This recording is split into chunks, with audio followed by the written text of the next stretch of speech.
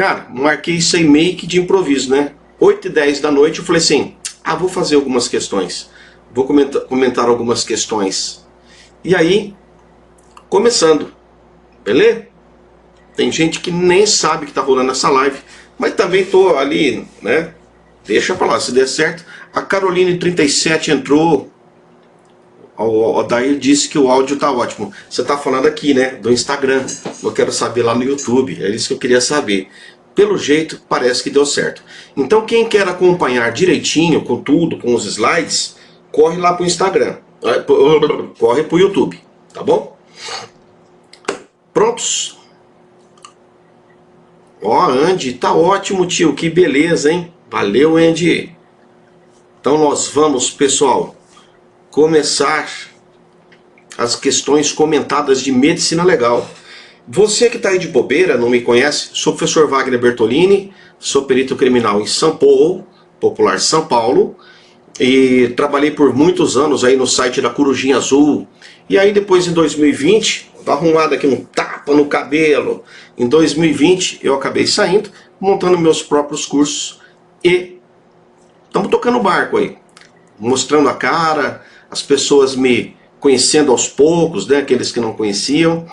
Então é isso. Eu vou começar, vou aqui para o meu estudo, para minha lousa digital. Para quem não sabe, eu tenho uma mesa digitalizadora aqui, né, digital, onde eu tenho todo o meu material em PDF. E assim que a gente faz as lives, né? Ó, você aí dentro do estúdio. Quem está assistindo no YouTube está vendo que eu estou com fundo. Aqui é o fundo chroma. Eu posso substituir, posso colocar qualquer coisa, né? Então, você que não sabe, funciona assim. Lá, eles estão vendo daqui para cima. Aqui vocês estão vendo até o pâncipes. Estão vendo o pâncipes também. Lucas Cardoso entrou. Lucas, só para avisar, hein? Transmitindo ao vivo no Insta e no YouTube. Vamos começar no YouTube? Primeira questão. Deixa eu só fazer aqui um pequeno teste. Um pequeno teste. Ou seja, aquele testículo, né? Pronto, deixa eu fazer aqui. Voltar. Pronto. Agora sim, estão me acompanhando. E eu já coloquei aqui o que me interessava, que é o meu slide. Então vamos ver. Tudo belezinha, tudo gueri-gueri. Nós vamos começar. Pessoal, fazia tempo que eu não fazia live, hein? Aí, vou considerar isso aqui uma boca, né? Meia boca. Saí essa semana da uma Covid que me deu uma danada, hein? Me deu uma derrubada.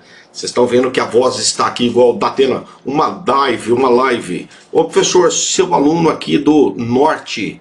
Bacana, Lucas. Muito legal, a gente vai se encontrando aqui. Eu saí da Covid, mas a Covid não saiu de mim ainda, né? Tem uma gripe muito forte aqui ainda. Então vamos lá. Agora vamos começar. Deixa eu colocar aqui a primeira questão para a gente começar a brincadeira. Então vai ser assim. Eu vou colocar para vocês os slides, onde tem a questão, o enunciado, e a gente vai comentar as alternativas. Tá legal? Então, olho no lance. Lá vamos nós. Então é isso que eu estou vendo aqui. Primeira questão. Em relação às lesões produzidas por instrumentos pérfuro-contundentes, é correto afirmar que... Pessoal, essa questão é da Fundatec, 2019, para médico legista, Prefeitura de Foz do Iguaçu. Ele quer informações sobre as lesões produzidas por agentes ou instrumentos pérfuro-contundentes. O que é pérfuro contundente? É aquele que perfura e contunde ao mesmo tempo. O principal exemplo aí que todo mundo já conhece, sabe, são os projéteis de arma de fogo. Beleza? Então, os projéteis de arma de fogo. E aí, vamos ver as alternativas que a banca propõe para a gente aqui. Letra A. Cabe ao médico legista determinar a trajetória do projétil no corpo da vítima. Pessoal, aqui nós temos um erro. Qual é o erro? Um erro conceitual. Trajetória é o caminho que o projétil faz, trajetória, fora do corpo. Então, o legista ele não vai determinar trajetória, que é aquilo que aconteceu com o projétil fora do corpo. Ele vai determinar o trajeto, que é o caminho feito dentro, trajeto dentro do corpo. Beleza? Então, esse primeiro item está errado. Normalmente, quem determina trajetória é o perito. Por quê? Raramente a gente tem o médico legista indo ao local do crime. Quem vai é o perito. O legista, pelo menos na grande maioria dos casos, ele recebe os cadáveres no Instituto Médico Legal, ou equivalente ao Instituto Médico Legal. Beleza? Segunda afirmativa. Então a primeira já está errada, hein? E ele quer o que é correto. Câmara de mina de Hoffman. Sinal de Pope-Werkgartner. Sinal de Benassi e orla de esfumaçamento de aspecto radiado são elementos encontrados quando o tiro é realizado com a boca do cano da arma encostada na pele da vítima, com plano ósseo subjacente. Deus do céu! Meu Deus! Meu Deus! O cara fez uma feijoada com sinais obtidos e observáveis em disparos de arma de fogo. Chama a polícia! Tá tudo errado isso aí, cara. Ó, esses sinais, eles podem ser observados em certos disparos de arma de fogo. Mas, por exemplo, Benassi, mina de Hoffman, Pope-Werkgartner, são coisas aí contraditórias. Por que contraditórias? Porque o sinal de Benassi, ele é encontrado no osso, certo? Eu falo sinal de benosso, é aquela fuligem da pólvora incombusta que decorre ele fica aderido, né, pelo impacto dessa sujeira, do que eu chamo do cone de dispersão da pólvora, do disparo. E aí, meus queridos, isto é feito, por exemplo, no osso. Então a gente tem plano ósseo adjacente, ou seja, você encostou a boca do cano numa região em que não tem muito tecido, mas a pele já está ali, né? O osso já está ali, ó, logo após a pele. Então, nesse caso, os gases, quando eles entram para o interior da epiderme, eles encontram o osso e eles não têm por onde dissipar. E eles acabam voltando, refletindo, digamos assim, e arregaçando todo o tecido cutâneo que está ali. Isso é o que a gente chama de boca de mina de Hoffman. Vai ter Benassi? Vai. Mas aí, ó, o Werkgartner é com cano encostado, só que em um local que você não tem plano ósseo adjacente. Ou seja, em tecidos moles, no abdômen, por exemplo, o disparo seria feito com a boca do cano da arma encostada no abdômen. E quando nós temos mina de Hoffman e sinal de Benassi? Quando temos um plano ósseo, por exemplo, típico, contra a cabeça, encostado na cabeça, na calota craniana. Tá certo? Agora, esse item, portanto, já está errado, né? E ele diz o seguinte, que mais? Orla de esfumaçamento. Quando o tiro é realizado na pele da vítima, com plano ósseo subjacente, nós não vamos ter esse esfumaçamento. Por quê? Porque fumaça, fuligem, tudo isso vai para o interior do sistema cutâneo, né? E aí não vai ficar impregnado do lado de fora. Portanto, uma lambança geral, uma mistureba que o cara fez aqui, está errado. Vamos para o item C. A câmara de mina de Hoffman é encontrado nos ferimentos de saída do crânio. Cara, mina de Hoffman é encontrado na entrada, no orifício de entrada. Então vejam que vocês têm que ficar espertos, né? Espertas, espertes com a banca, porque ela pode trazer ali palavras que você está habituado a encontrar, mas elas mudam alguma coisinha e você, por estar acostumado ou acostumada, você acaba por errar a questão. Beleza? Então aqui, ó, o erro onde está? O erro onde está? Não é de saída, tá? É de entrada. Então, Werkgartner está errado.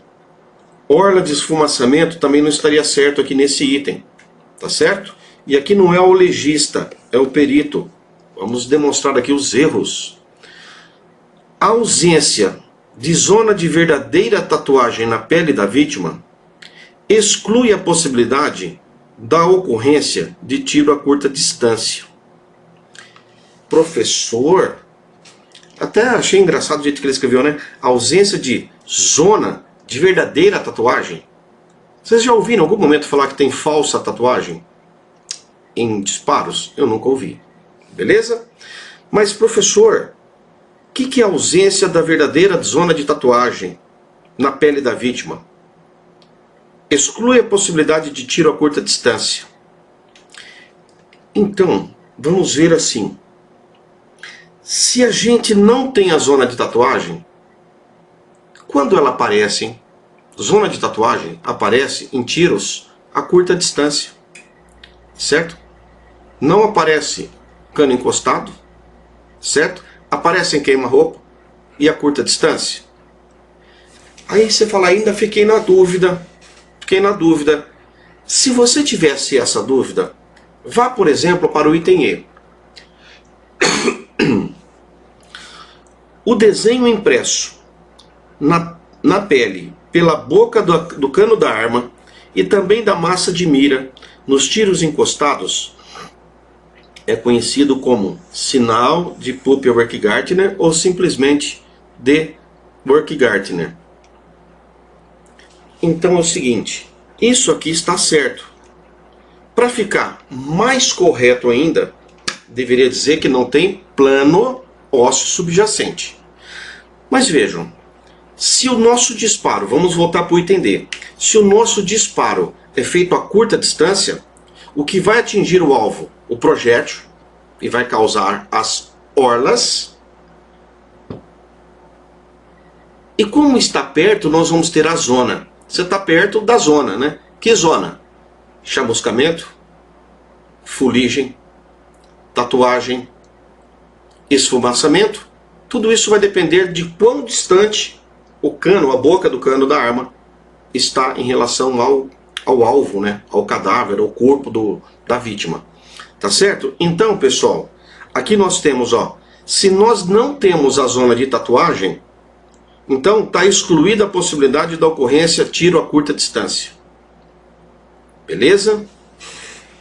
De uma maneira geral a gente pode considerar, mas ainda assim eu tenho certa temeridade com essa afirmativa. Por quê?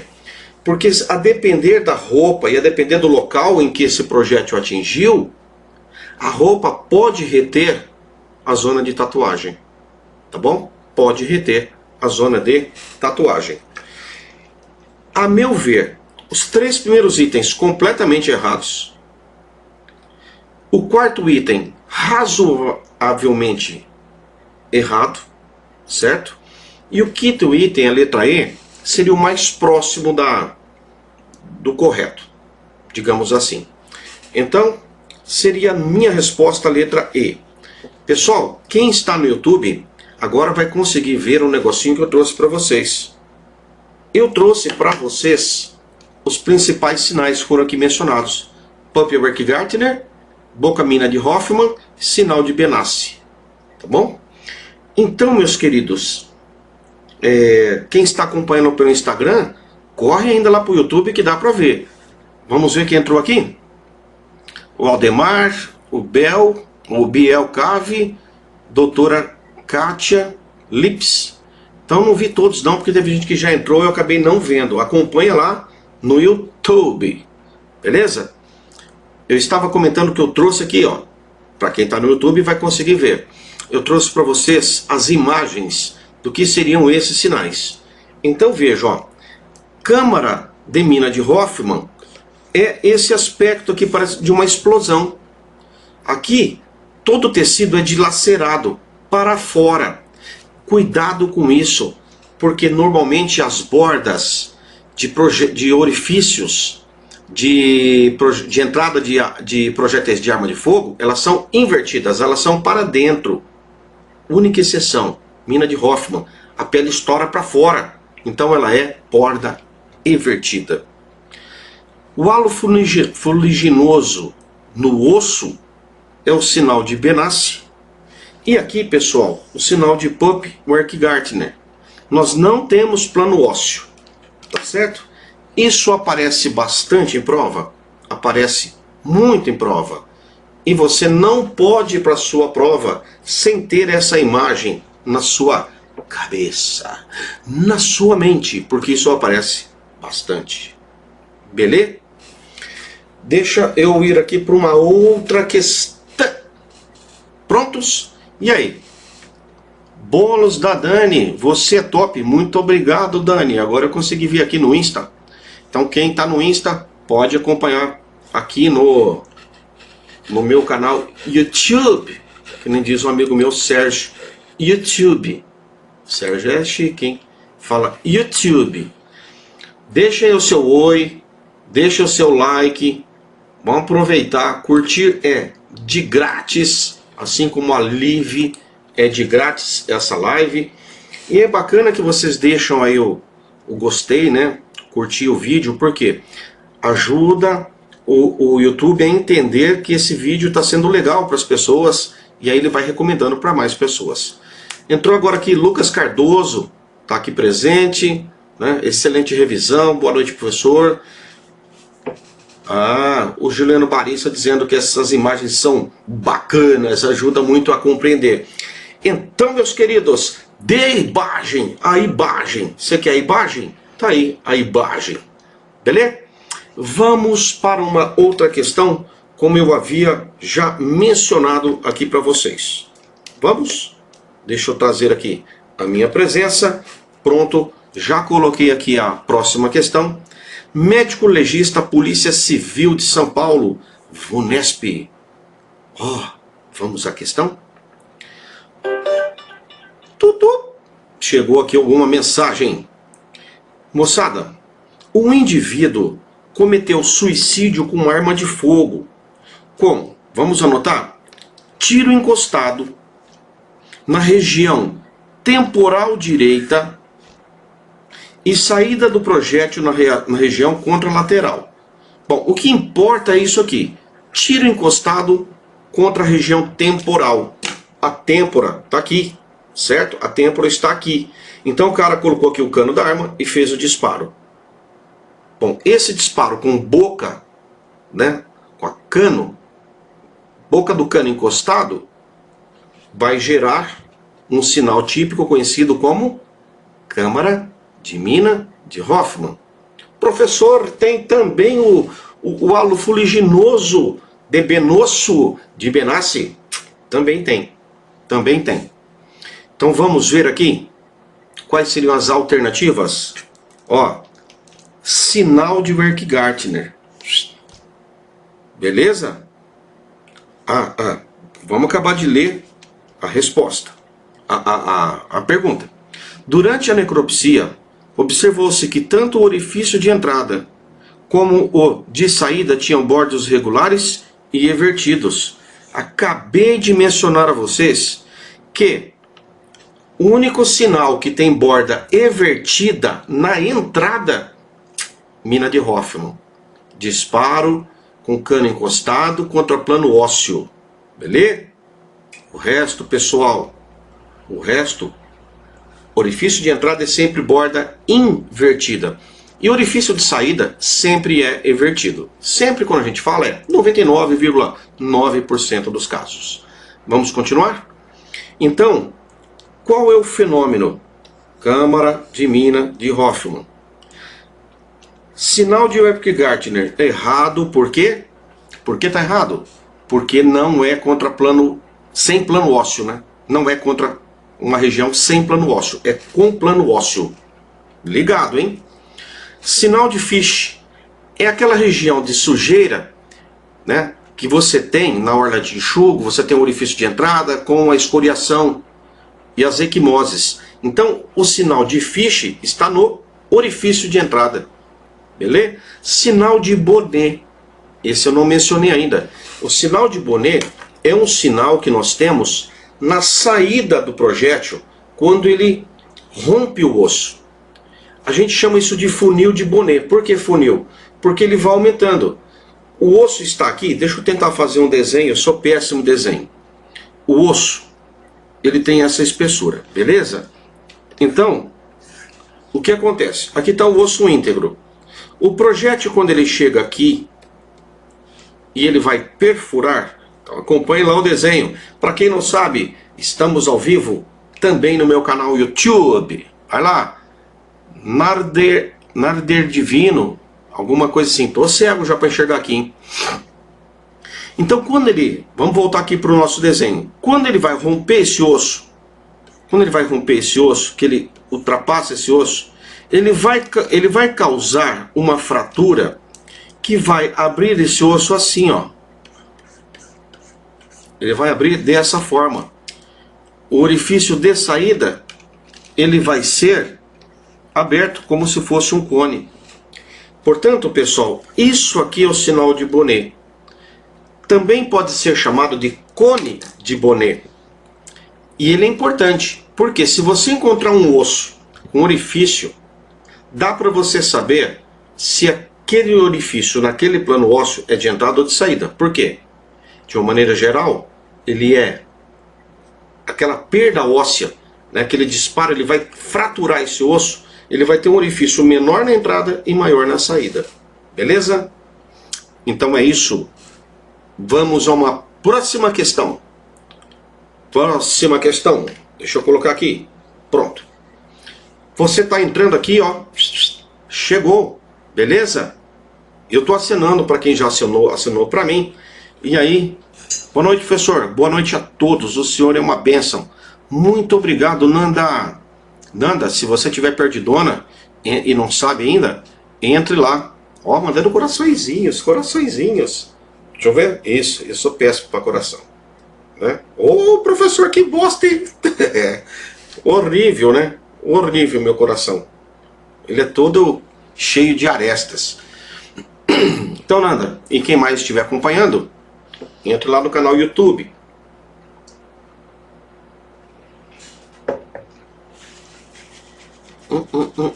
Pronto. Vamos para uma próxima questão. Olho na tela quem está no YouTube. Vamos lá? Nós vamos ver agora. Estava vendo aqui, né, no Instagram. Vamos ver aqui mais uma coisa relacionada a disparo de arma de fogo. Então presta atenção. Acabou de entrar aqui Paulinho Fonseca. Boa noite, mestre. Boa noite. Fazia tempo, hein, Paulinho? Tempo que eu não aparecia por aqui, hein? Então vamos ver aqui, ó. Em relação aos disparos de projétil de arma de fogo, considere. Essa questão é bem simplesinha. Ela é conceitual. Dê uma olhadinha. É aquela de associar. Ele põe um nome de um sinal e aí ele coloca o conceito embaixo. Então, para você associar. É fácil, né? É fácil. Por quê? Vou dar uma dica para vocês quando você tem dúvida na prova. Se você tem certeza, você tem aqui, ó, 4 possibilidades, né? 4 sinais. Orla de escoriação, zona de tatuagem, orla de esfumaçamento, sinal de Werkgartner. Aí você vai ter que associar isso com um texto que está aqui embaixo, que tem um conceito, uma definição. Professor, eu não sei todas, mas se você souber uma, aquela matadora já te ajuda, você pode eliminar alternativas. Vamos ver, vamos testar isso. Professor, aqui eu não estou vendo as alternativas. Eu não trouxe as alternativas do único slide porque o enunciado é muito grande. Então as alternativas estarão no próximo slide. A gente vai brincar de passar e voltar slide. Tá legal? Então vamos ver. Vem aqui comigo, ó. Depósito de fuligem que circunscreve a ferida de entrada, formado pelos resíduos finos e impalpáveis de pólvora combusta. Você fala assim, se está na ferida de entrada, é orla de escoriação? Ah, tenho dúvida.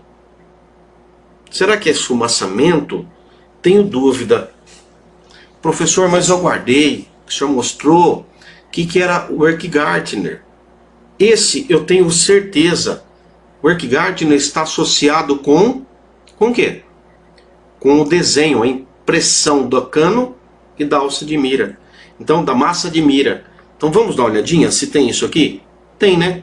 Então o Erk Gardner Q4 é muito fácil associar com o desenho da boca e da massa de mira do cano ao redor da lesão de entrada e ressalto, sem plano ósseo adjacente. Mas aí eu já sei que o último é o 4. Então eu vou lá para a alternativa e eu já vou eliminar a alternativa A, a alternativa C. Eu já eliminei duas alternativas. Então eu já facilitei para mim, porque agora eu tenho 3 chances de acertar. De 20% eu passei para 33,3% aproximadamente. Agora, zona de tatuagem. Tatuagem é fácil. Lembra a tatuagem? O cara enfia uma canetinha lá, uma agulha, e deposita tinta dentro da epiderme, né? Então, coisa que está impregnada. Tatuagem é fácil. Vamos ver se a gente acha alguma coisa relacionada com a palavra impregnada. Vamos ver? Está aqui. Impregnação de grãos de pólvora incombustos que alcançam o corpo. Então isso aqui que é? Tatuagem. Tatuagem. Então agora eu já tenho o final da minha sequência, 24. Eu já elimino a letra B e elimino a letra E. Vejam, somente com duas características conhecidas, eu já matei a charada. Eu já matei a questão. Isso a gente às vezes não consegue dar no material em PDF, mas consegue passar aqui para vocês numa live, numa videoaula, tá certo? E esses bizus eu trago sempre que é possível trazer nas minhas lives, nos meus vídeos eu trago para vocês. Então já matamos a questão, a sequência é 3, 1, 2, 4. Então vou voltar aqui para o enunciado. Vamos voltar aqui para o meu enunciado. Então, o que é depósito de fuligem? Fuligem é fumaça. Era também fácil de você lembrar. Fuligem é fumaça. E a escoriação é o arrancamento da epiderme. Se você lembrar que escoriação é uma lesão contusa, já ficaria fácil de você matar essa questão também. Beleza? Então, meus jovens, aqui é um bizuzinho, né, para que vocês matem a questão de uma maneira muito rápida. Não é só apenas matar de uma questão, acertar a questão, mas é uma questão que você responde de uma maneira rápida para ganhar tempo, para sobrar tempo para uma questão mais complicada. Vamos a uma questão de balística. Balística. Enquanto eu tomo aqui uma aguinha, eu vou colocar para quem está no YouTube a questão, tá bom? Então vai lá.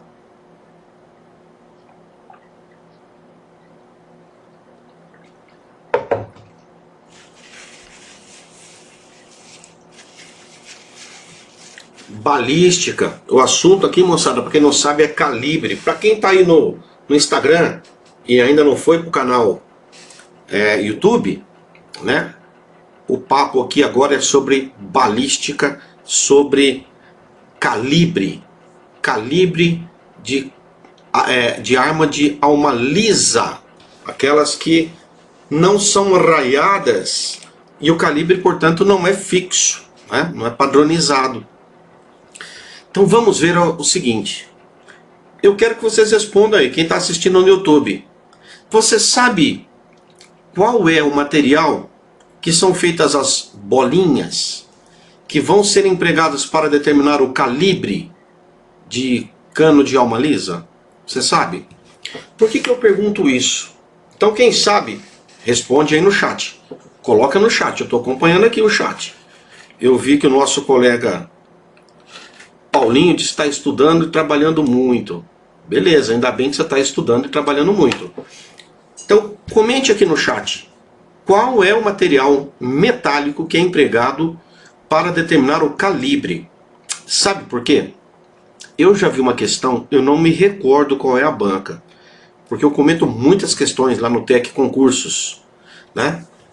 E então eu sei que já teve uma questão que envolveu isso. ele dá um conceito correto, só que usa o metal errado. Ele colocou dois conceitos praticamente idênticos, em que ele só mudou o metal. Então vamos aí. Juliano Barissa colocou o aço.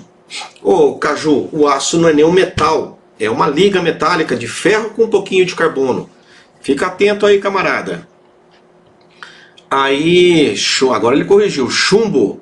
É isso aí, o Mário e o Caju, o Juliano e o Lucas perguntando se é chumbo. Porra, vocês põem ponto de interrogação, eu estou perguntando. Quando eu pergunto, vocês respondem. Resposta não tem ponto de interrogação, é ponto final, certo? Então o Mário diz que são balins de chumbo, exatamente isso. Então, para vocês entenderem, o calibre, ele tem um conceito, tá certo? Vamos ver qual é o melhor conceito aqui. FGV, né? Forçação Getúlio Vargas. Essa forçação traz algumas coisas bem forçadas mesmo. Física do Carelli, beleza, Carelli? Muito bacana, meu parceiro. Há quanto tempo, hein? Nosso projetinho lá do Caveira, né? É, meu jovem. Grande abraço para você. Tô aqui também no YouTube ao vivo. Carelli, é um camarada que eu indico para quem precisa de física, né? Camarada bacana aí, parceiro, como outros parceiros também, que são muito bons dentro do assunto. Então vamos aqui ao conceito. Então vamos lá. O calibre nominal de uma espingarda é expresso, letra A, pelo número de esferas de ferro. Então, olha, de repente foi essa questão mesmo que eu coloquei. Não é ferro, não é ferro. Então você já pode, vamos voltar aqui, você já pode colocar que está errado isso aqui. A esfera não é de ferro. Gente, tem duas coisas que vocês devem guardar para calibre. As esferas, que o colega falou que balins, elas são de chumbo. E elas, a gente precisa saber quantas dessas esferas são necessárias para que a massa seja de 1 libra, que é aproximadamente 454 gramas, quase meio quilo, menos do que meio quilo, 1 libra, tá certo? Então, sabendo essas duas coisas, provavelmente você já consegue matar a questão. Então, pelo número de esferas de chumbo, certo? Com diâmetro igual ao da câmara de combustão da arma, necessárias para pesar 1 libra. Certo, certíssimo esse conceito. Pelo número de bagos de chumbo número 6, bagos, que cabem no cartucho. Cara, nada a ver isso aqui, hein? Pelo resultado da divisão do comprimento do cano pelo seu diâmetro interno. Também isso não é o conceito para calibre. Letra E. Pela medida do diâmetro máximo da rosa de tiro na distância padrão de 5 metros expressa em polegadas. Cara, que ele fez aquela lambança, né?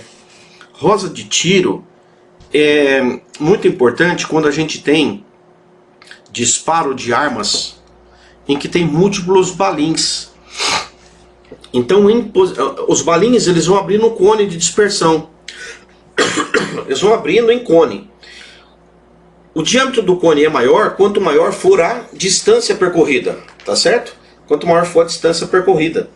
E aí serve, né? A gente consegue determinar o agrupamento ou separação dos balins, e a partir de um tiro feito com a mesma arma, com o mesmo tipo de projétil ou de munição, a gente consegue determinar, estimar a distância do disparo. Então, o conceito aqui está errado, a letra B é a nossa resposta correta.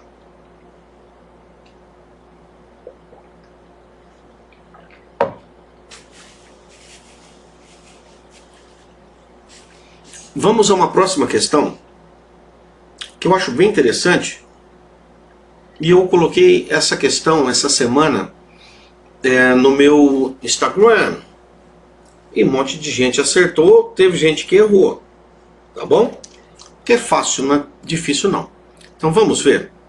As leis de Eduard Filhós e Karl-Ritter von Langer, ou Langer, são estudadas no campo das lesões produzidas por instrumentos. E aí nós temos, ó, alternativas: instrumentos perfurantes de médio calibre, cortocontundentes, pérfuro-contundentes, perfurantes de pequeno calibre e contundentes. Filho, Langer, filhos, Langer, nós temos aqui uma situação especial. Deixa eu trazer para vocês o desenho desta lesão que é chamada em botoeira. Veja o que acontece. Essa lesão, ela vai ser assim. Certo? Ela vai ser assim. Parece uma camisa de botão, né? Aqui, botão.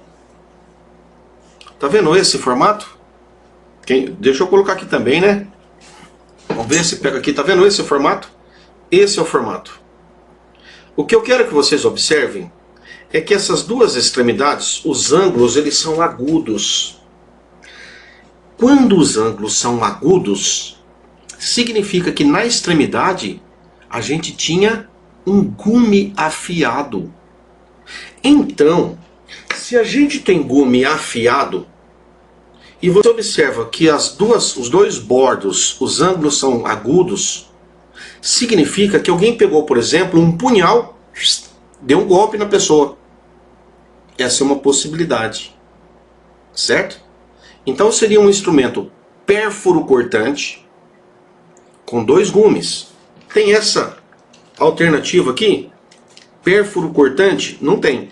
Tem corto contundente, pérfuro contundente, perfurantes e contundentes. Mas aí nós chegamos a perfurantes de pequeno calibre e médio calibre. E é isso que eu quero discutir com vocês. Duas situações para a gente ter essa lesão em casa de botão. Que é essa que eu mostrei para vocês, né? Aqui, casinha do botão. Beleza? Quem está aí no Instagram. Então, os dois bordos aqui, as duas extremidades, os bordos são agudos. Dois gumes. Então, é um instrumento de dois gumes que causa esse tipo de lesão. Vamos para a tela? Duas possibilidades. Então ele é um pérfuro cortante com dois gumes. Beleza? Mas nós temos uma outra possibilidade. E é essa que a banca gosta. E é esta que decorre do estudo desses caras. Sabe qual é? Vem aqui comigo. Ele é um instrumento perfurante. Vejam. Um é pérfuro cortante, esse é só perfurante. Só que ele tem um detalhe, ele é de médio calibre. É o tal do picador de gelo, médio calibre. Porque o médio calibre, ele não é tão fininho igual a agulha, igual um espinho. Porque quando a gente tem instrumento perfurante, e aí muita gente erra isso. O perfurante, ele vai lesar, ele só afasta as fibras e ele causa uma lesão que quando o instrumento sai parece um ponto. Aquela furadinha de agulha. Tá certo? De um espinho. Mas quando o instrumento ele é mais, mais calibroso, mais volumoso, ele causa esse tipo de lesão por causa das linhas, né? Das linhas de tração dos músculos. Inclusive, se esta lesão for feita numa região de encontro das linhas de tensão desses músculos, das fibras, ela pode ter um formato bizarro. E alguns chamam até de estrelado. Então, muito cuidado com isso. Por isso eu coloquei essa observação, essa questão no meu Instagram e também aqui. Beleza? Então, letra D, a resposta dessa questão. Vamos marcar aqui, letra D. Belezinha? E vamos voltar aqui. Gente, vocês estão vendo que aqui o comentário é assim, né? A gente põe o material projetado, mas não se esconde atrás de slide. Não se esconde atrás de slide. Por que eu estou falando isso? Porque eu já vi muita situação que o cara dá aula e ele fica se escondendo atrás de slide para dar resposta, para comentar uma alternativa. Será que ele está lendo?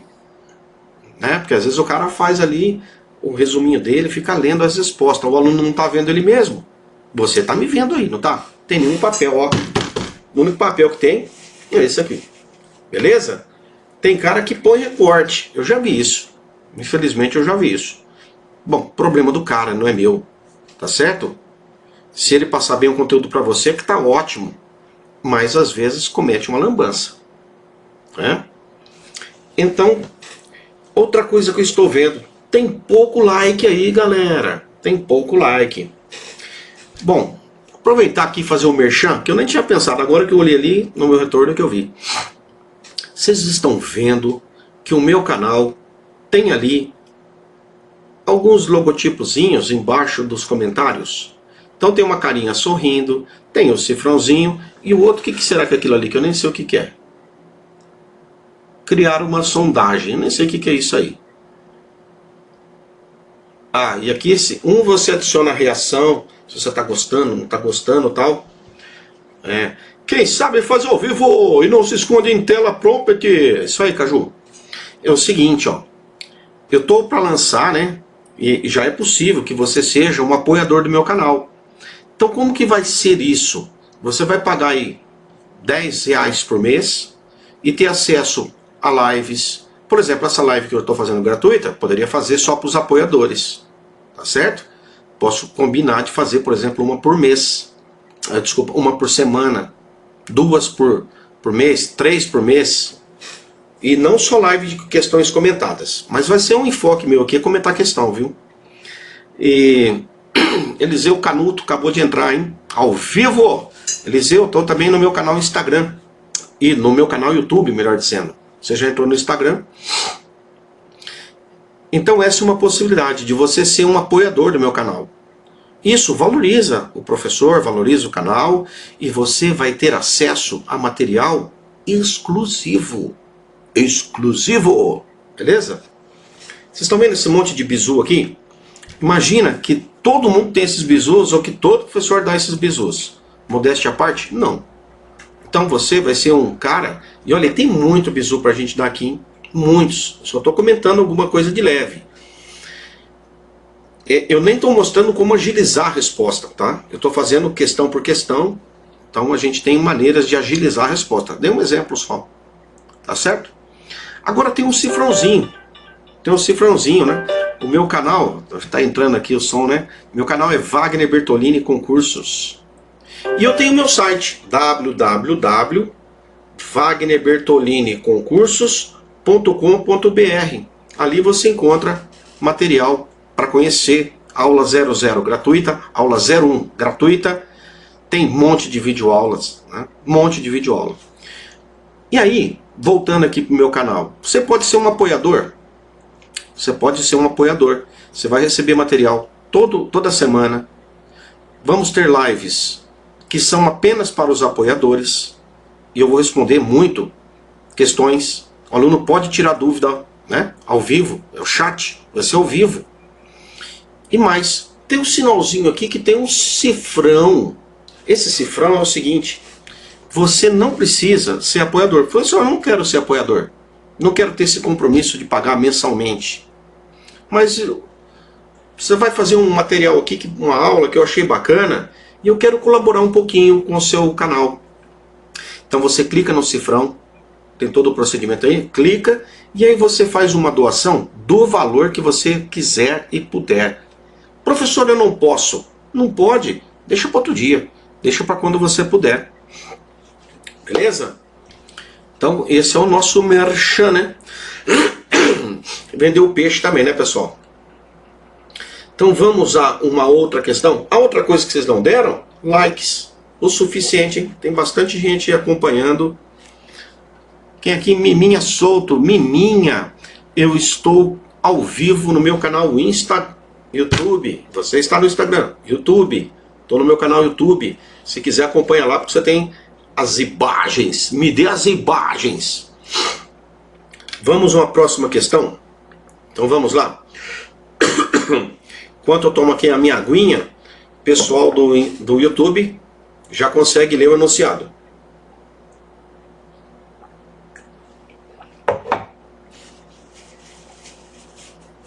Pronto. Professor, eu estou no Instagram, como que eu faço para acompanhar? Vai acompanhar o que eu estou lendo aqui, né? E o que eu estou comentando. Quando a questão você acompanha pelo que eu leio. Se não, você vai lá para o meu canal YouTube. Beleza? E outra coisa, pessoal, divulga o meu perfil no Instagram, divulga o meu canal no YouTube, gente. Quanto mais pessoas assistem a aula, eu olho aqui, mais a gente se empolga, mais a gente quer reprisar, fazer lives, fazer mais material para vocês. Tá bom? Então vamos à próxima questão. Um cadáver apresenta um ferimento transfixante por projétil de arma de fogo. Eu já digo uma coisa para vocês. Se ele é transfixante, fiquem espertos porque nós vamos ter orifício de entrada e orifício de saída. Gente, existem diferenças no orifício de entrada com o orifício de saída. Algumas bancas gostam de questionar essas diferenças, tá bom? Geralmente o de saída é uma zona, né? Tudo irregular, você não tem necessariamente o diâmetro do projétil, costuma ser maior, né? Não é regularzinha, borda é evertida, praticamente sempre evertida, tudo irregular, tudo detonado, tudo depende muito de como se formou a cavidade interna, a cavidade temporária. De repente um projétil sai, ele é pequenininho na entrada, mas ele sai com um buraco desse tamanho, porque formou, da sua energia, né, a ser dissipada, ele formou uma cavidade temporária, e a cavidade temporária chegou até a superfície de saída, e aí arregaçou tudo. Numa linguagem bem simples, é isto. Então vamos ver? Quais são as cavidades, falando de cavidade, quais são as características observadas no orifício de entrada do projétil? Então ele quer no orifício de entrada. Pessoal, orifício de entrada, você tem que saber que tem, normalmente, né? Normalmente, um tiro, um disparo, normalmente tem escoriação, que é o arrancamento da pele. Nós temos o orifício em si, e ao redor dele tem a contusão, por isso é pérfuro contundente. Nós temos equimose, nós temos aquela sujeira, que é chamada de orla de enxugo. Isto, se o projétil não passou por uma roupa ou por um objeto e ele já não se limpou ali. Tá certo? Então fiquem atentos. Nós podemos ter zona de tatuagem, nós podemos ter a zona de esfumaçamento, chamuscamento, tudo depende da distância de disparo. Então vamos ver o que é possível de encontrar. Vamos ver? Ausência de orla de escoriação? Não pode ter ausência, cara. Não pode. Geralmente, tóraco dorsal, ele não falou nada se a arma foi colocada encostada ou não. Então, bordas evertidas não é característica de orifício de entrada. A não ser que seja tiro encostado contra plano ósseo. Certo? Mas ele não falou a distância. Ele não mencionou a distância. Então eu não posso afirmar. Então, pode existir isso aqui? Pode. Quando? Bordas evertidas. Somente contra plano ósseo com boca da arma encostada. Vamos ver as outras? É característica orla de escoriação? Sempre tem. Bordas invertidas? Isso é o que a gente espera. Então, letra C. Bordas invertidas, só se fosse disparo com boca encostada. Câmara de mina de Hoffman. Sangramento profuso. Não é comum ter tanto sangramento no orifício de entrada. Formato irregular. O formato do orifício de entrada, normalmente é regular e não irregular. Zona de esfumaçamento pode ter. Então, moçada, bordas evertidas, só se ele disser para vocês, assim, são possibilidades. Não é comum, Só existe essa possibilidade se fosse com cano encostado contra plano ósseo. E ele não deixou claro aqui. Tá certo? Não deixou nada claro. Então eu elimino aquilo que não é o padrão. Agora, professor, eu não tinha nenhuma outra. Aí você pensa na possibilidade. Tá certo? Mas a gente vai pelo que é o padrão, né? O que é característica comum, geral. Próxima questão. Tá foda a tosse aqui, hein? Vitor MTB01. Vitor, você entrou aqui no Instagram. Eu estou ao vivo no meu canal YouTube. Se quiser acompanhar, acompanhe lá. Quem mais? Zeppelin da Silva. Não vou poder assistir, mas não podia deixar de passar aqui para cumprimentar o professor. Saudações do sertão do Seridó, Potiguar. Muito obrigado, cara, pela presença, pelo carinho, pela mensagem. Vai ficar disponível. Erickson Bezerra, letra C. Letra C. Então, é isso. Né? Letra C, a resposta. Eu acabei não marcando aqui, né? Eu só circundei as respostas, mas não dei a resposta final. Muito bem, Erickson. Erickson Bezerra. Acho que o Erickson me acompanha bastante aí, né? Com grande frequência. Próximo. Próxima questão. Você que está no YouTube, vamos ver o enunciado? E eu vou ler para você que está no Instagram. Ao examinar um paciente, um perito encontra uma ferida em região peitoral com forma de 2 semiarcos, de concavidades voltadas uma para a outra, semiarcos com cavidades voltadas uma para a outra, mostrando equimoses periféricas de profundidades variáveis e laceração tecidual. O perito conclui que se trata de mordedura. As feridas produzidas por mordedura... eu estava achando que estava repetido aqui. As feridas produzidas por mordedura causada pela arcada dentária humana se classificam como... Erickson Bezerra dizendo, né? Melhores aulas de medicina legal. Muito obrigado, Erickson. Então é o seguinte. Essa questão eu coloquei também no meu perfil no Instagram. Foi isso? Acho que eu pus. Eu não sei se foi hoje. Eu acho que foi hoje. Se foi hoje, já vai ter a resposta que eu iria colocar só amanhã, né? Então a mordedura, o camarada pega e morde. Morde. Quando ele morde, é uma lesão de que tipo? De que tipo? Contusa. Professor, as feridas produzidas. Outra coisa que eu quero chamar a atenção, que eu estou lendo aqui com atenção. Ó. As feridas produzidas por mordedura, então ele não quer o nome do instrumento. Ele quer o nome da ferida. E aí, gente, essa nomenclatura é diferente. O instrumento termina em ante, ente, cortante, perfurante, contundente. Então eu iria aqui ver se, né, logo de cara eliminar aquilo que é instrumento, porque ele está falando as feridas. E isso é muito importante. Então vamos ver? Pérfuro contundente é instrumento, contundente, instrumento, perfurante, pérfuro cortante, instrumento, corte contundente, seria instrumento. Então, pessoal, a ferida, ela é uma lesão que ela pode cortar e ela está contundindo. Normalmente, a gente vai considerar aqui uma lesão cortocontusa, certo? Cortocontusa. Eu acho que eu falei antes contusa. Cortocontusa. Tá certo? É que eu estava lendo aqui algumas coisas e a gente acaba lendo uma palavra que chama atenção. Então vejam, essa questão é uma maneira rápida de você resolver. Eu acabei de passar aqui para vocês uma dica.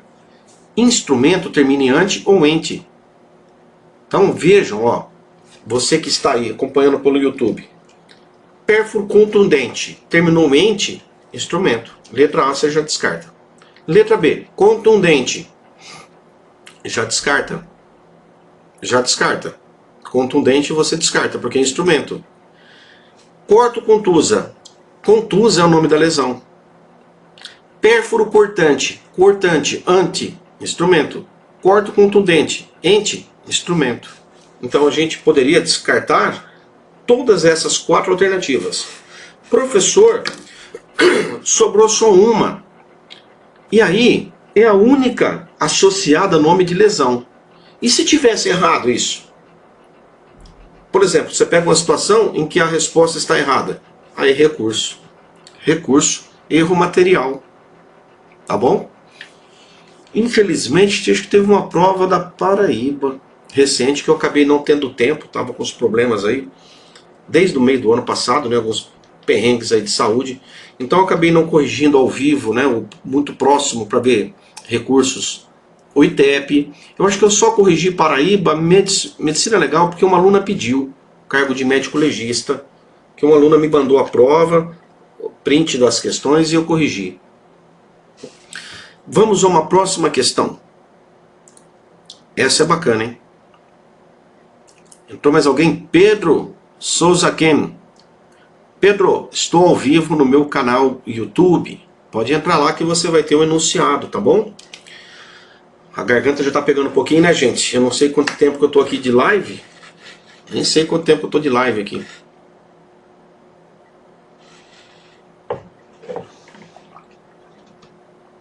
Dez e meia. Eu nem jantei ainda. Na hora que eu comecei aqui, chegou o jantar. Mas vamos lá.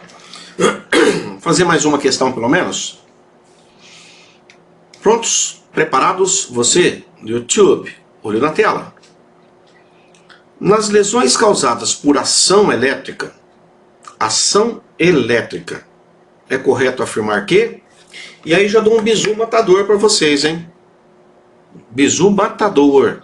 Ação elétrica, falou em elétrica, lembra do sinal, que normalmente está presente, mas não é obrigatório. Gelinétrica, gelinec, gelinétrica, gelinec, corrente elétrica artificial, tá certo? Por ação elétrica. Só que nós vamos diferir a ação elétrica, o sinal, quando ela é natural, de raios cósmicos, um raio, descarga elétrica natural, que aí o sinal é Lichtenberg. Gelinétrica para gelinec. Beleza? Temos o Carlos Eduardo chegando. Boa noite, boa noite. O Mário diz que ama a medicina legal. Eu gosto bastante. Adoro a criminalística. E, por incrível que pareça, sou professor de química há muito mais tempo do que medicina legal. Então ali eu tenho muito bizu para dar, né? Ali a gente consegue agilizar questões de química. Se alguém for prestar algo que tenha química, avisa que a gente faz uma live também. Então o Pedro diz que está entrando aqui, ó. O Pedro, melhores aulas. Pedro Luiz Pereira de Souza, obrigado, Pedro. Pedro, faz tempo que a gente não tinha um encontro aqui, né? Nas nossas lives. Então vamos ver aqui, ó. Vamos ao slide de novo. Então, nas lesões causadas por ação elétrica, é correto afirmar que a morte ou lesão causada por fulguração é comum em trabalhadores do setor elétrico. Gente, você tem que saber a diferença. Você... Opa, mas recebi aqui uma mensagem da distribuidora... O que é? Honda, né? Não quero carro agora não. Pessoal, presta atenção. Descargas elétricas, você precisa saber a diferença dos nomes. Os sinais eu já passei para vocês. Só que as lesões causadas por raios cósmicos são chamadas de fulminação quando mata o indivíduo. E quando não mata, fulguração. Fulguração. Natural. Já a lesão causada, né? Os danos causados, que podem ser mortais ou não, letais ou não, por energia elétrica artificial, é chamado de eletropressão. Então vamos ver essa alternativa. Ele fala que fulguração é comum em trabalhadores do setor elétrico. Não, não é comum, cara. Sabe por quê? Porque o cara do setor elétrico, ele está mexendo com corrente elétrica, então a morte dele pode ser decorrente, ou a lesão dele pode ser decorrente de eletropleção. Professor, então o cara do setor elétrico nunca pode morrer por fulguração? Primeiro que não morre por fulguração, sobrevive. Se fosse por descarga elétrica natural, é fulminação quando morre. Mas vamos fazer uma brincadeira. Sabe quando que um cara do setor elétrico, um eletricista, pode ter lesão causada por fulguração? Só se ele estiver mexendo, por exemplo, no telhado, cai um raio sobre ele. Olha que situação, hein? É incomum isso, é raro, nunca vi. Eu nunca vi. Não é que seja impossível, nunca vi. Então, olha, falou em fulguração, raios, descarga elétrica natural, cósmico. Então, no setor elétrico, deixa eu anotar aqui para quem está no YouTube, eletropleção. Beleza? Lucas Cardoso, essa diferença entre fulminação e fulguração a FGV não respeita. Olha, a FGV eu chamo de forçação Getúlio Vargas, né? Eles gostam de fazer algumas coisinhas diferentes e tal, mas grosso modo, cara, os principais autores consideram essa diferença. Então, se ela não puser uma outra alternativa correta, pode-se fazer um recurso, né, por erro material e usar a referência bibliográfica os autores que consideram essa diferenciação. Simples assim. A não ser que ela tenha dado uma referência bibliográfica e esse autor da referência bibliográfica não faça essa diferenciação.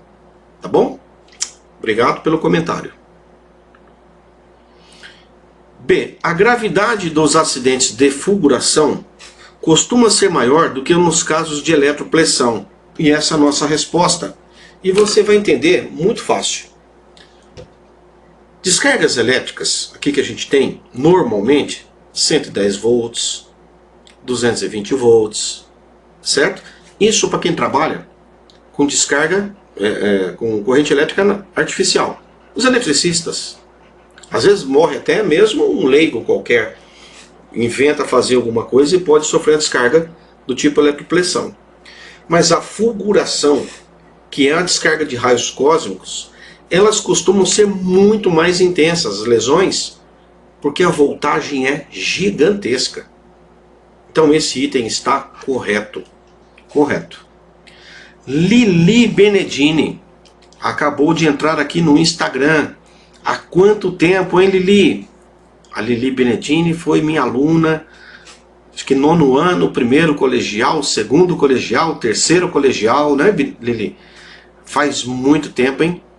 15, 20 anos atrás, aproximadamente, por aí, né? 2000 e pouquinho, uns 15 a 18 anos atrás. Prazer em revê-la, Lili. Grande abraço para você.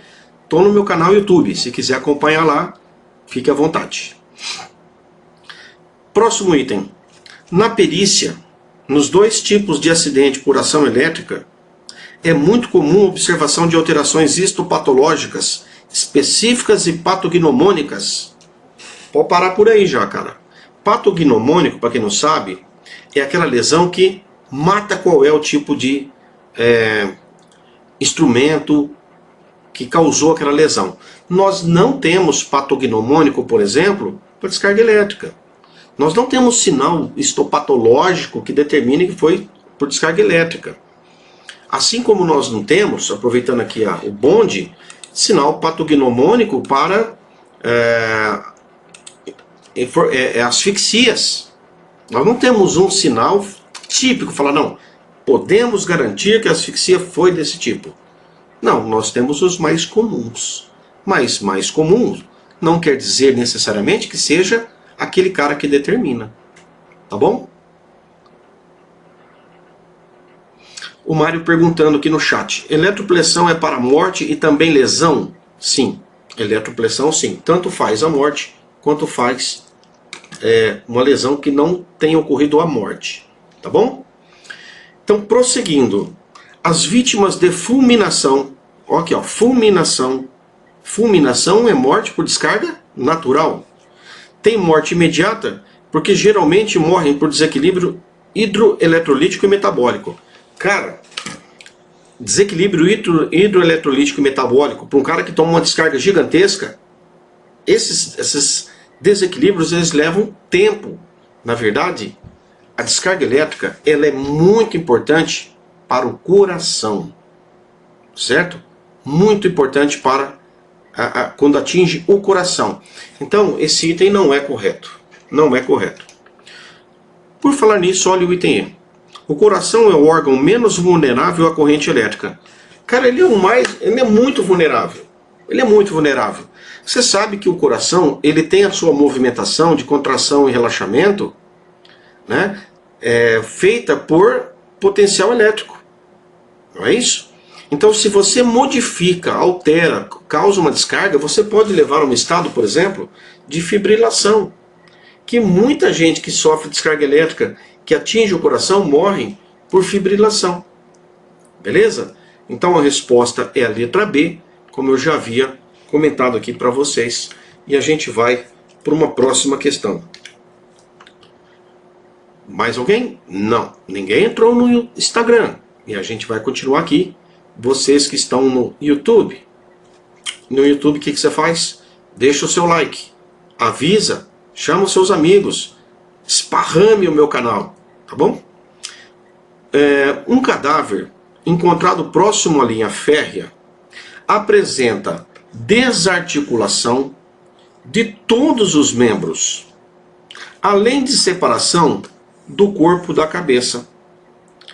Eu já mencionei aqui, né, que a separação do corpo da cabeça é chamada de decapite. Cabeça é caput. Caput. Você que estuda direito tem lá caput, cabeça do artigo, a parte principal do artigo. Então, quando você separa o corpo da cabeça, decapite, decapitação. Sabendo isso, vamos usar aquela técnica, decapitação. Ó, não é esgorja, não é esgorja, não é vitriolagem. E aí vocês ficaram apenas com duas possibilidades. Ou é esquartejamento e decapitação, ou é espojamento e decapitação. Pessoal, aqui é tranquilo. Quando a gente desarticula, você está seccionando o corpo pelas juntas, pelas articulações. Isso é o nome de esquartejar. Então, o esquartejamento acontece nas articulações. Espostejar ou espojamento é cortar em fatias, camadas, beleza? Então é esquartejamento e decapitação, beleza? Professor, eu fui arriscar uma resposta e coloquei errado. Tem problema, melhor você errar aqui, hoje, quando eu pergunto, do que depois. Nós temos aqui mais pessoas, o Nivaldo Oliveira. Nivaldo, boa noite. Estou aqui no Insta e também estou ao vivo no YouTube. Se quiser, entra no meu canal YouTube, Wagner Bertolini Concursos. Célia Aparecida, seja bem-vinda e apareça também lá no meu canal YouTube, porque lá você tem os slides. Renato Pesqueiro, o homem que pesca muito. Renato Pesqueiro é o cara que pesca, né? Tem barco, tem lancha, tem rio, tem rancho, o cara não é fraco não. E é meu primo, querido primo lá da cidade de Birigui. Espero que tenha acontecido, né, que tenha ocorrido tudo muito bem com os procedimentos aí com a tia. Minha tia caiu, gente, machucou, teve que passar por intervenção cirúrgica, né? É uma tia muito querida. Beleza? Então, o Mário está comentando que aqui espojamento não existe, né? Já começa por aí. E eu disse na minha correção que é espostejamento.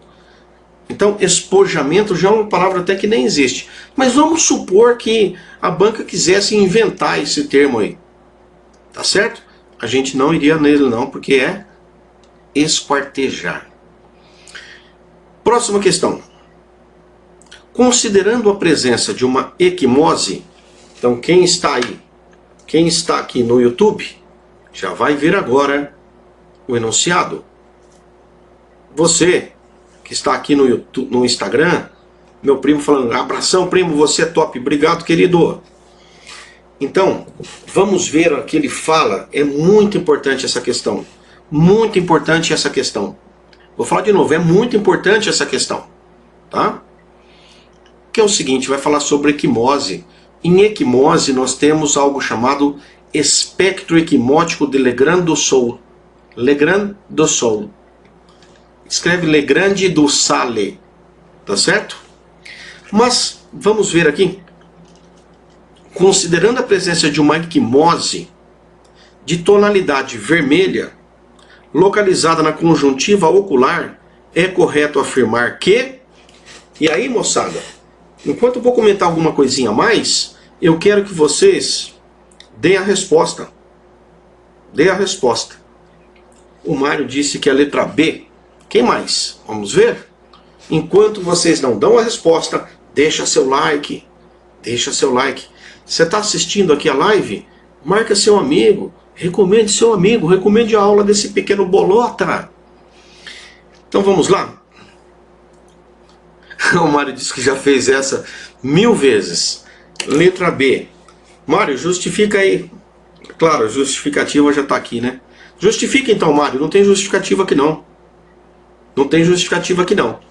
Enquanto o Mário vai justificar pra gente, e algum colega pode comentar, eu vou fazer um comentário adicional. Que não vai servir, né? Não vai servir para essa questão. Que é o seguinte. O espectro equimótico de Legrand do Sol, ele é muito questionado em lesões que são feitas no indivíduo em vida. Em vida. Por quê? Se o indivíduo está vivo, nós vamos ter aqui uma resposta vital. O corpo, ó, a equimose é uma infiltração, né? Vai ter um vazamento de sangue e ela vai se infiltrar nas fibras dos tecidos e vai ali formar um aglomerado. E este sangue, com o tempo, ele vai ser reabsorvido. Ele vai sofrendo processos metabólicos e ele vai sendo reabsorvido. Só que nessas transformações químicas, ele muda de cor. O sangue muda de cor. Ou seja, aquilo que era o sangue inicialmente avermelhado, ele muda de cor. E aí essa cor é visível. Só que ela é visível dentro de alguns dias. Existe um intervalo de tempo para isso. Isso é importante para as bancas, para os concursos? Demais. Então, demais. Importante demais saber os intervalos. E você guarda isso na palma das mãos. Certo? Na palma das mãos. Eu vou mostrar para vocês daqui a pouco por quê. Só que existe uma exceção. Então, o Mário deu uma boa resposta. Só que ele não foi lá completo não, Mário. Dê a resposta completa aí. Então é o seguinte, moçada. Enquanto o pessoal traz a resposta completa aqui, eu vou trazer para vocês. O espectro equimótico, primeiro, é uma reação vital. Segundo, decorre de transformações do sangue que extravasou quimicamente e ele vai mudando de cor. Então, você vai acompanhando essa lesão mudando de cor. Tá certo? É importante saber o intervalo de tempo e as cores. É importante. Só que eu coloquei essa questão porque é um detalhe. Isso aqui é uma exceção. O olho, conjuntiva ocular, ela é altamente vascularizada. O nosso olho é muito irrigado, muito vascularizado, tem muitos vasos. Então aqui nós vamos ter uma rápida reabsorção e não vai dar tempo dessas reações químicas ocorrerem. Então basicamente, como o sangue é vermelho, quando isso acontece no olho, na conjuntiva, né, que nós temos aqui, ela não vai seguir o espectro equimótico. Não vai. Vai ficar sempre vermelho. Não vai levar tantos dias assim para ser reabsorvida. Então muito cuidado. Ela sempre vai ser vermelha. Por quê? Devido à grande vascularização e rápida absorção do sangue. Vamos ver? Então é correto dizer que ela contempla o espectro equimótico Não contempla, não contempla, não contempla. Permanece de colorido vermelho até a sua total reabsorção? Sim. O Mário, nosso querido, ele acertou a resposta.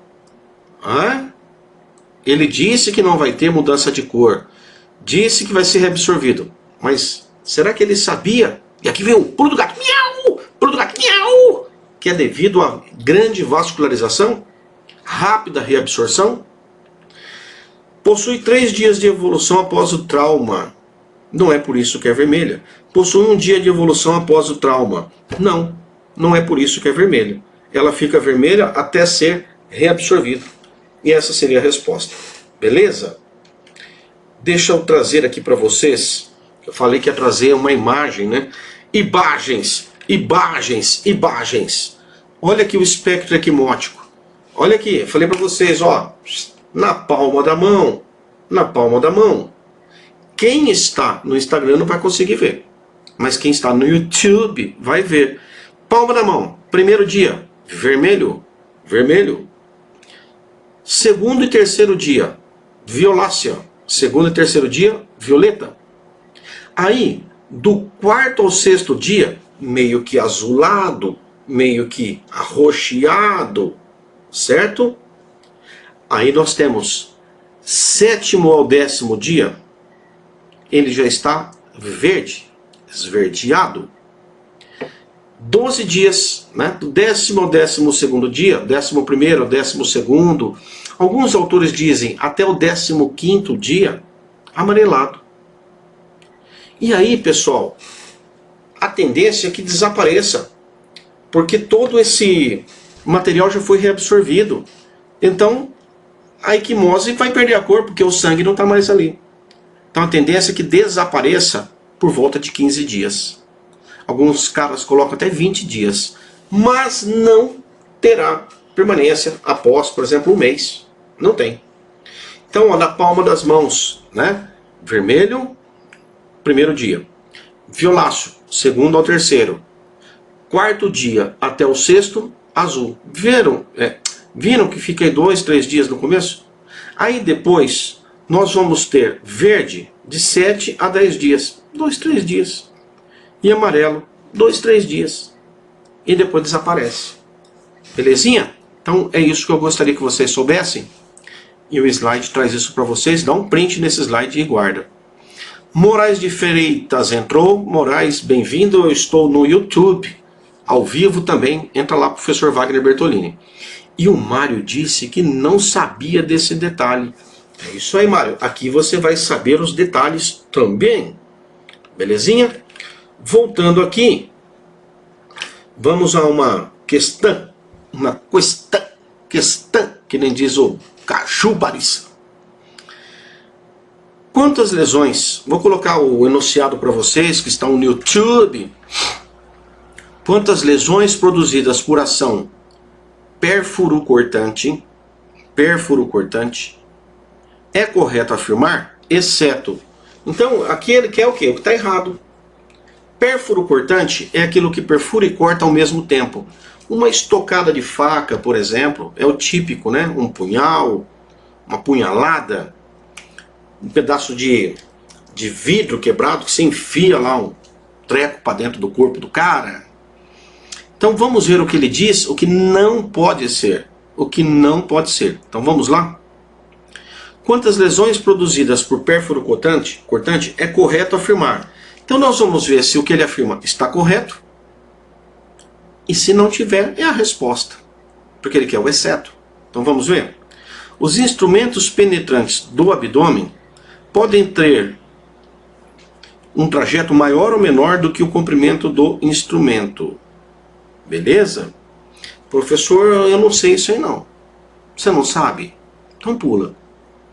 As lesões produzidas por um instrumento de um só gume resultam em ferimento em forma de fenda de bordas iguais e ângulos agudos.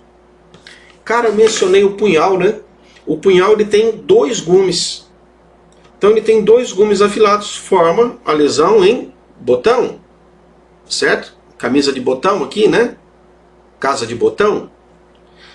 Então, pessoal, Essa é a nossa resposta. Isso está errado. Por quê? Vejam, as lesões produzidas por um instrumento de um só gume resultam em ferimentos em forma de fenda, de bordas iguais e ângulos agudos. Um ângulo é agudo, o outro é ovalado, um é rombo. Agudo e rombo. Deixa eu fazer o desenho aqui para vocês. Deixa eu fazer aqui o desenho para vocês. Seria assim, ó. Você deu a estocada com a faca. Aqui seria a parte da faca sem o gume. E aqui com o gume. Certo? Onde corta, onde você tem aqui a lâmina cortando, fica mais afilado assim, fica agudo. Beleza? Agora vamos voltar à letra A. Vamos voltar à letra A. Os ferimentos penetrantes do abdômen podem ter um trajeto maior ou menor que o comprimento do instrumento. Beleza, vou explicar por quê. Vamos supor que isso aqui é um meu instrumento, né? Eu não tenho aqui um instrumento, minha faca. Minha faca. Até aqui do meu dedo para baixo é a lâmina. Daqui para frente é o cabo. Eu posso dar uma estocada com a pessoa e ela entrar parcialmente? Pode. Então, a lesão aqui é menor que o comprimento do instrumento. Aí tudo bem.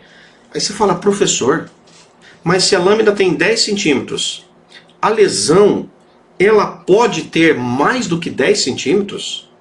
Pode. Porque vamos pensar numa faca, que você pega uma faca com cabo, chega no abdômen do cara e dá uma estocada com força, você empurra com força. Como a gente tem um tecido mole ali, e você está fazendo alta pressão, sabe o que acontece?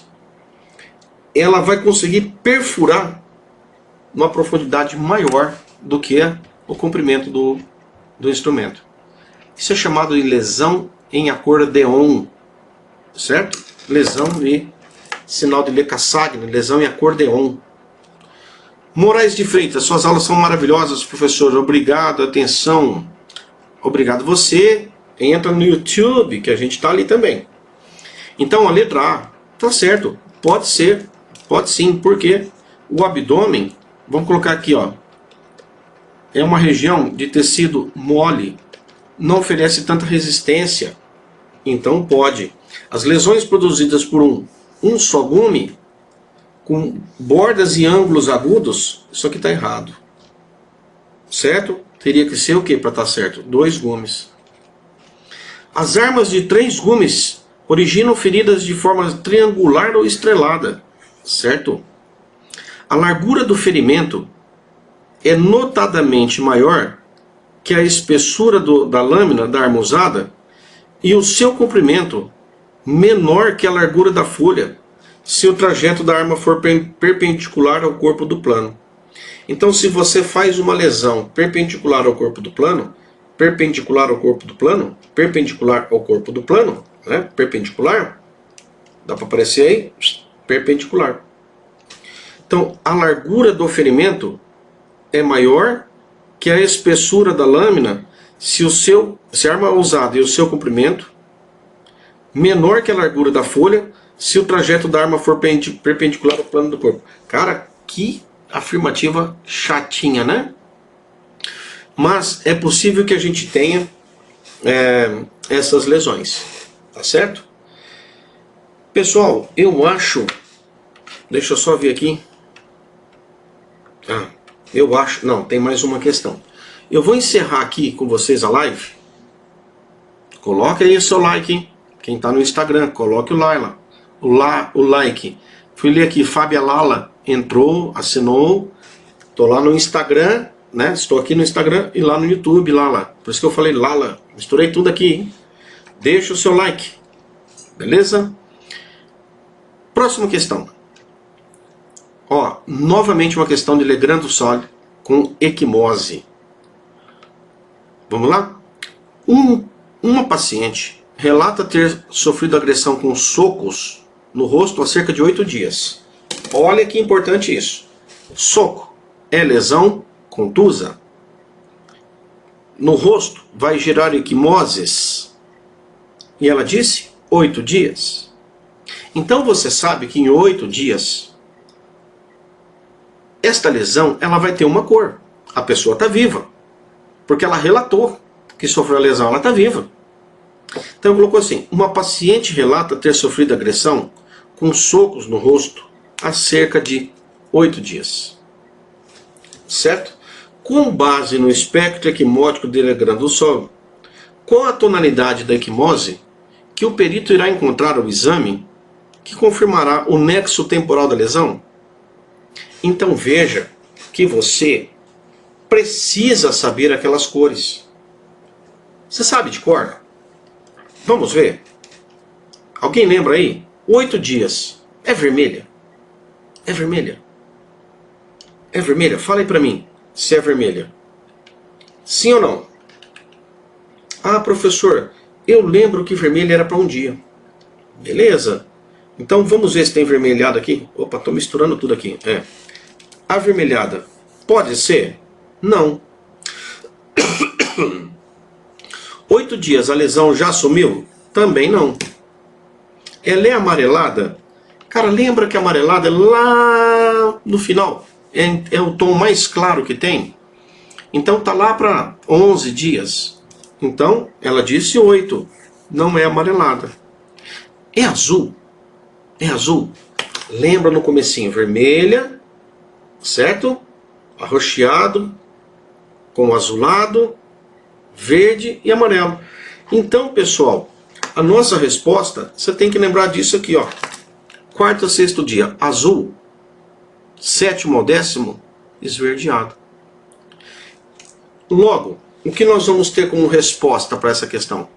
Ela é azulada ou é esverdeada para 8 dias? 8 dias já cai em verde.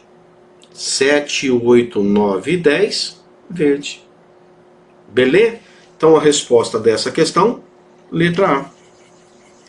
Belezinha? É isso.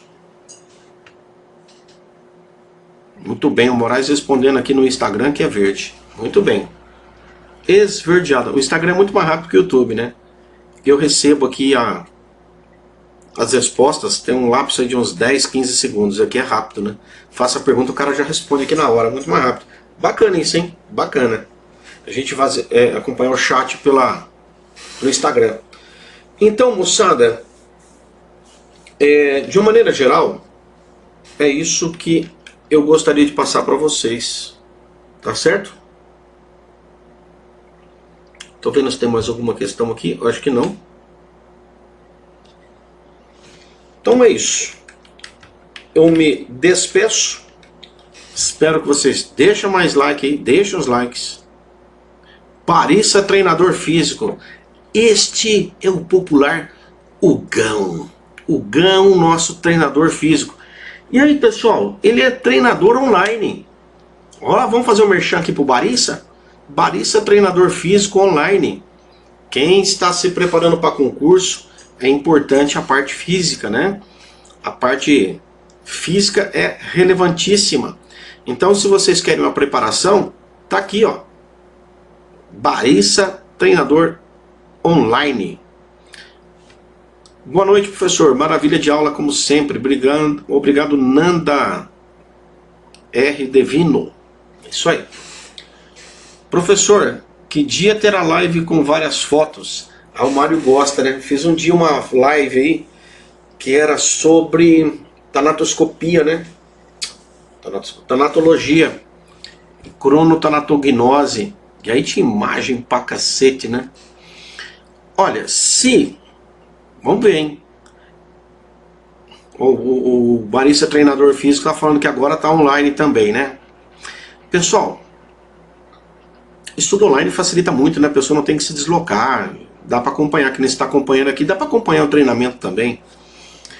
Olha, se o meu canal crescer 40 pessoas, 40 seguidores, olha a chantagem, hein? Olha a chantagem. Se o meu canal crescer 40 seguidores, hoje é sexta. Eu estou saindo da Covid hoje, segunda-feira já volto aí para perícia. Se o meu canal crescer 40 inscritos, 40, eu faço outra live, talvez no domingo. Beleza? Qual canal? YouTube? Instagram? YouTube? Instagram? Os dois. Aqui a chantagem é pesada, hein?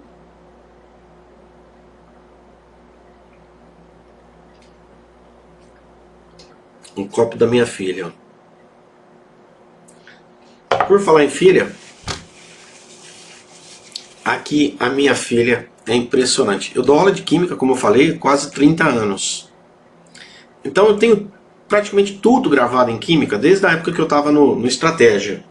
Então eu fiquei 7 anos no Estratégia, e eu acredito que eu gravei praticamente 90% do conteúdo de química que cai em concurso. Porque é muita coisa, muita coisa.